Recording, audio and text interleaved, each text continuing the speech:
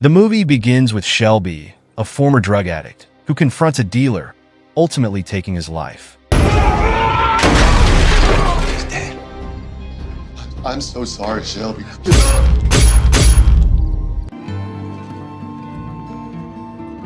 Sheriff Mike, also dealing with loss from his son's substance use, becomes intertwined. Shelby's motivation stems from losing his fiancée, Ruby, to an overdose, setting off a path of vengeance against the town's drug trade.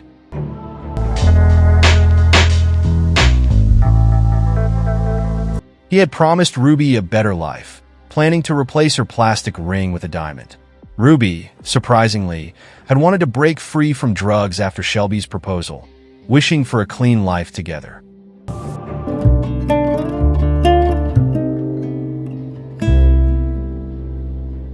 Mike, haunted by memories of his son, wrestled with guilt and the town's rampant drug problem, leading him to tell Shelby to leave town.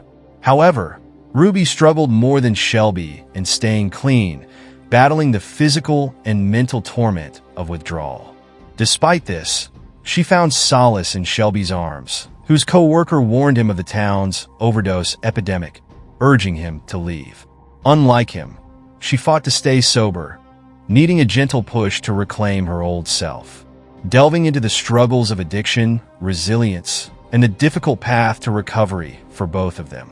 Amidst the trials and tribulations, it is the way we confront and endure these struggles that truly defines us. Ruby, determined to get money for drugs, expressed her desperation to Shelby. However, she also shared her aspiration to attend St. Baptist Church for recovery and sobriety. In an effort to make a fresh start and show his commitment to Ruby, he ventured into a pawn shop, aiming to purchase a diamond ring for her. Okay then. $450. He promised himself to return with the means to buy the ring. On his way out, he encountered Elvis, his former drug dealer, who tried to slip drugs into his pockets. Resolute in his determination to stay clean, he refused Elvis's offer, asserting his clear-headedness. Elvis, however, threatened to approach Ruby, prompting Shelby to offer him money to stay away from his fiancée. As weeks passed, they gradually found solace in each other's company, embarking on a journey of recovery together. Ruby even secured a job at a local thrift store, eager to contribute to their shared future. Meanwhile, Sheriff Mike crossed paths with Elvis, who suggested taking on additional side hustle jobs. Mike, aware of Elvis's dubious intentions, warned him to steer clear of trouble.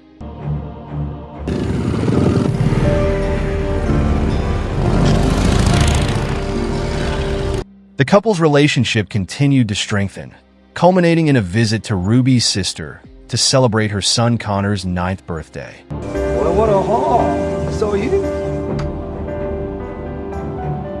Amidst the festivities, Ruby's sister dropped a bombshell. Ruby and Shelby were engaged and planning to marry soon. This revelation stirred a mix of emotions within the family, however. The news of their impending marriage is met with disapproval from Ruby's mother, Greta. She expressed her discontent over not being consulted about the proposal and demanded that Shelby vowed to keep her daughter safe at all costs. Despite initial resistance, Greta eventually came around to support their union. Respect, I'm marrying your daughter no matter what. Welcome to the family. Adding to the occasion, Shelby's sister generously offered her wedding dress as a gift to Ruby, further cementing the sense of familial acceptance. See you later. Bye. Everything was falling into place for them as they basked in their happiness.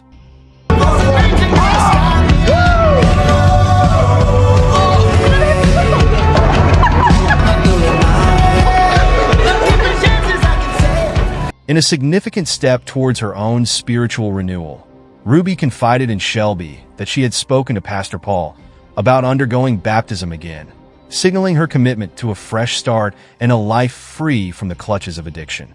However, their newfound bliss was threatened when Elvis, reluctant to lose his clients, approached Shelby. Yeah, chill out once in a while, soldier.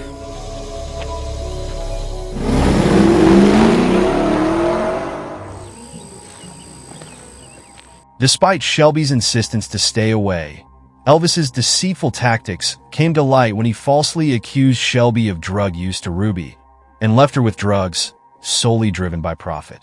Tragedy struck when Shelby discovered Ruby's lifeless body succumbed to an overdose. In a desperate bid to honor her wishes, Shelby brings her body to Pastor Paul for baptism, fulfilling her desire to be cleansed in the river. Fueled by grief and a sense of righteous anger, Shelby resolves to seek justice for his beloved's untimely demise.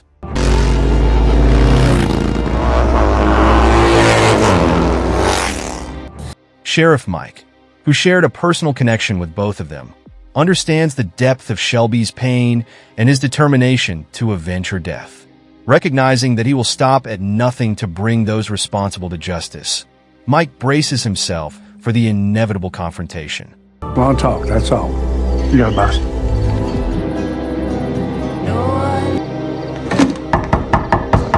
The investigation leads Shelby to his own cousin, Elvis. Seeking answers, Shelby confronts Elvis's supplier, Darius, and learns of his whereabouts. Who is it? He's dead. I'm so sorry, Shelby. Oh, come on, Sheriff. How long are we going to be here? So we don't spend the rest of the night in interrogation room. Shelby confronts Peter at a hotel in Columbus. Determined to confront the man responsible for his wife's demise, Shelby embarks on a relentless pursuit of justice. His quest leads him to a chaotic party at the hotel, where he confronts a man named Kenny in search of information about the trade. Through his inquiries, Shelby discovers a man named Skeeter is selling drugs from room 1507.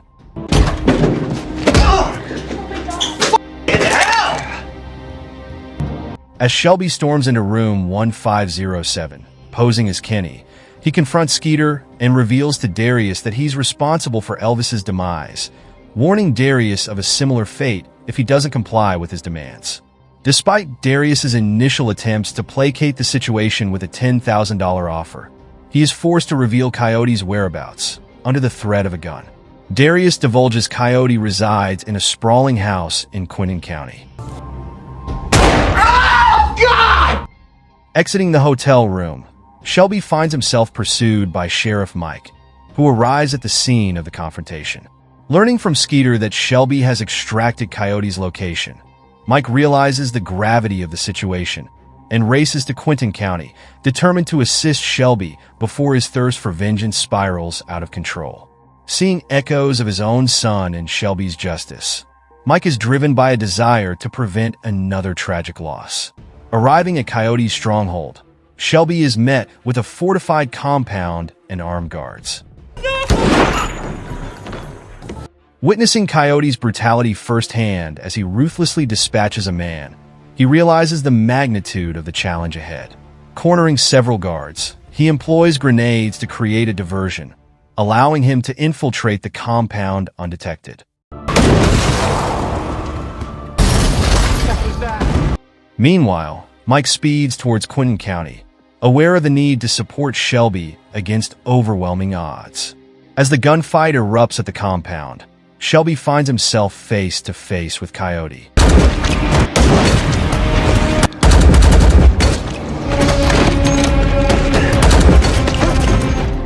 Despite being outnumbered and outgunned, he refuses to back down, determined to bring justice.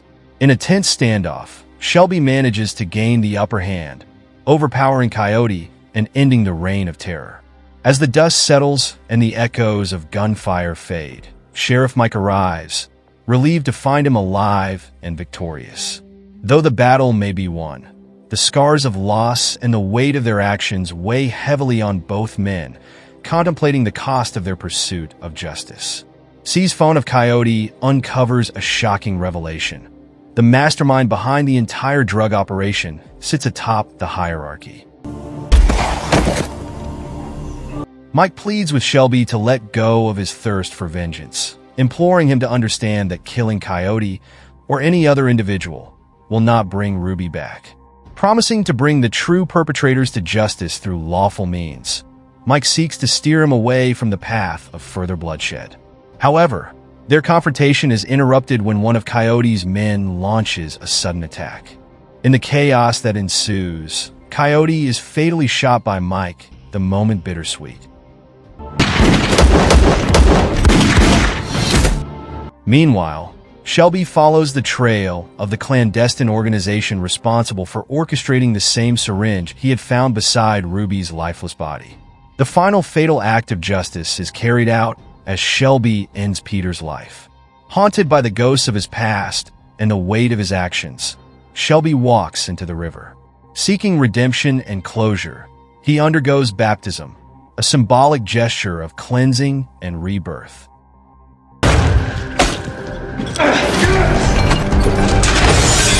Yet, the wounds of the past prove too deep to heal completely. In a heartbreaking yet strangely serene moment, he succumbs to his wounds, finally reuniting with his beloved in death.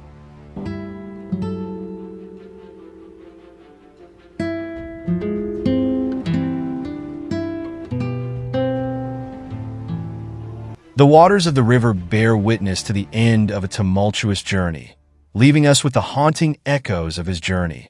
A cautionary tale of the destructive power of addiction, the complexities of grief, and the lengths one will go to in the name of love and justice.